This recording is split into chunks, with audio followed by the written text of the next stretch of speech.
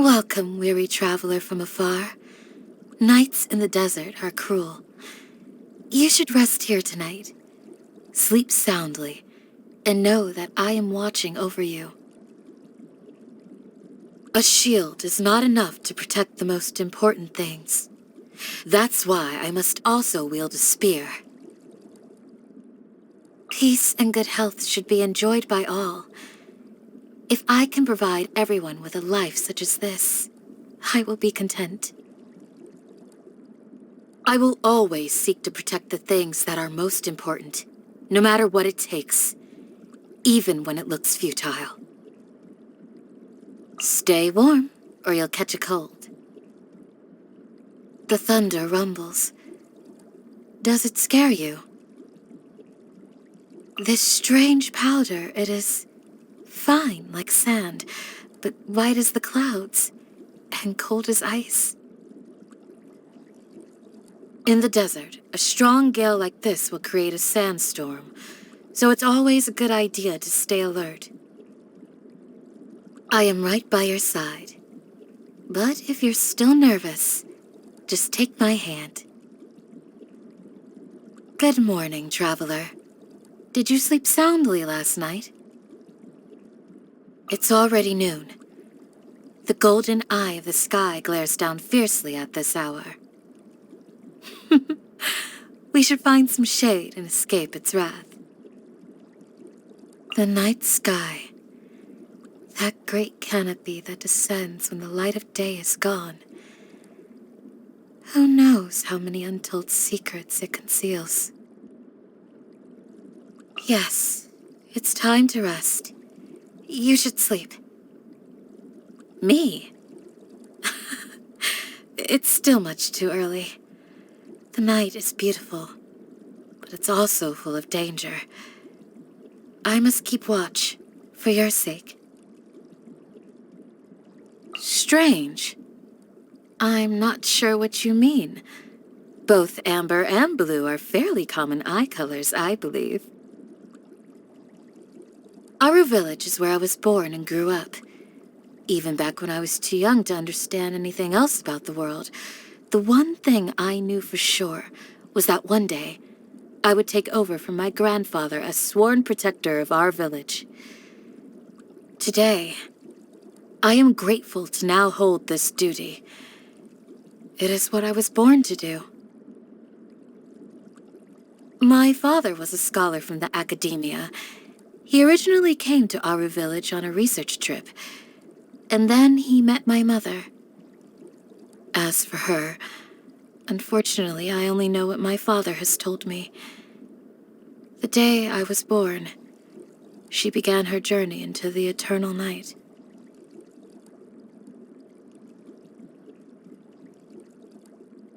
You will always be an honored guest of Aru Village, no matter the day or time of your visit. If ever you tire of your journey, know that here, you can always find rest. Aru Village welcomes you with open arms. As do I. They say that in every person's heart is a precious box into which they place the things they treasure so that they may guard them for their entire life. My heart harbors many treasures. Care to guess what those might be? When I received my vision, people in the village kept telling me it was a blessing from Akhmar. But that doesn't matter to me. I swore to protect the village, and I will do it, with or without a vision. I do love spending time in Aru Village, but each day I spend here is also a reminder that if I ever start to let my guard down, sooner or later, the day may come when I no longer have a life to return to here.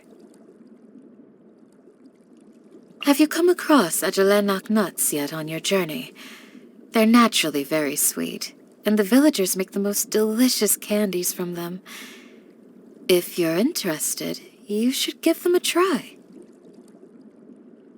Perhaps it is a testament to the Dendro Archon's benevolence that I, a descendant of the El Ahmar bloodline, am able to live peacefully on this land. If so, I suppose I am grateful for this much, but I am first and foremost a child of the desert. A truly unusual scholar, unlike any other I've ever met. He sees and thinks about things in his own unique way. I only hope he never wields his sharp mind against the peace of our village. In the past, it was rare to see the Academia's General Mahamatra on this side of the wall of SUMERU, but recently he has been showing up here all the time. I believe that the Eremites have some truly terrifying stories to tell about him.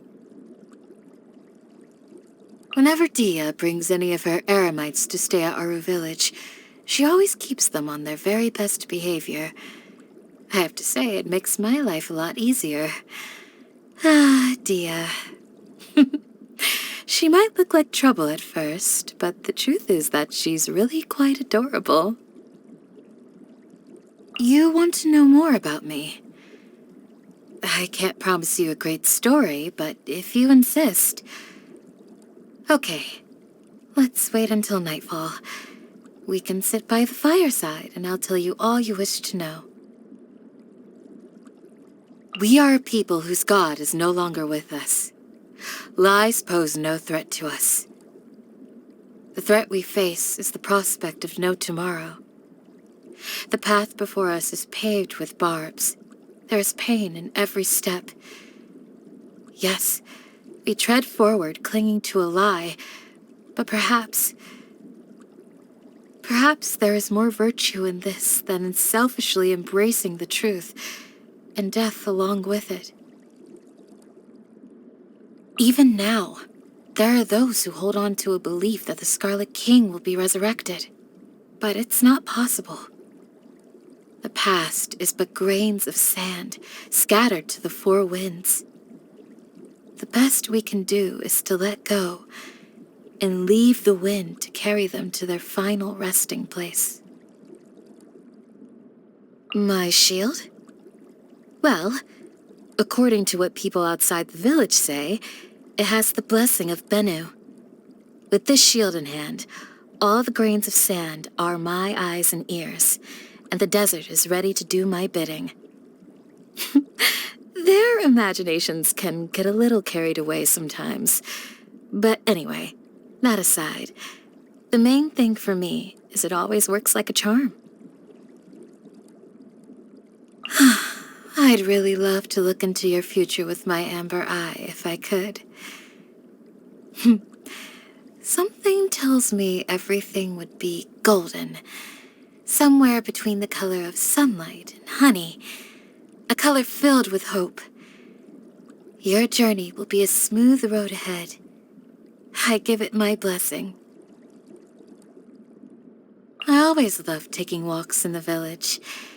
Seeing that all is still well gives me a sense that if today is just like yesterday, and yesterday is just like all the days before it, things have always been pleasant here, throughout history. Every now and then, a few violent thugs make the mistake of trying to disrupt the peace and tranquility of our village. I do wonder, is chasing them into a monster-infested valley perhaps a little too merciful? What do you think? Do you have any better ideas on how they should be dealt with? To me, quantity is more important than taste when it comes to food. Life in the desert uses up more energy than you might think. After a day's work, there's nothing more satisfying than having a filling meal. I don't hate it, but compared to regular meat, eating fish is a real nuisance. Maybe it's because we don't really eat fish here in the desert, but for whatever reason, I'm just not very good at removing all those prickly little bones. This must sound ridiculous to you. Absolutely delightful. This must have taken a lot of time and effort. For someone who spends so much time on the road, your cooking tastes so homely. Maybe my definition of edible is a little too old-fashioned. Happy birthday! It's amazing to think that you were born on this day, years ago in the past. Do you have a birthday wish? If it involves going somewhere dangerous, let me join you. I'll be your guard. Or, if you're looking to rest and revitalize, come to our village, and I'll serve you the finest meats and drinks we have. I feel a newfound strength within me. May it help me to be a better protector. My shield grows sturdier, and my spear sharper. One is an unstoppable force, the other an immovable object. Oh, but I would never pit these against each other. I learned to wield the spear and shield, knowing that I would one day need them. And today I use these skills to protect the village. So perhaps this new strength I now gain in the present is preparing me for trials that lie ahead in the future. I am now capable of venturing ahead of you and fending off all dangers that would seek to come your way. If you trust me, then I invite you to close your eyes and leave the enemies to me.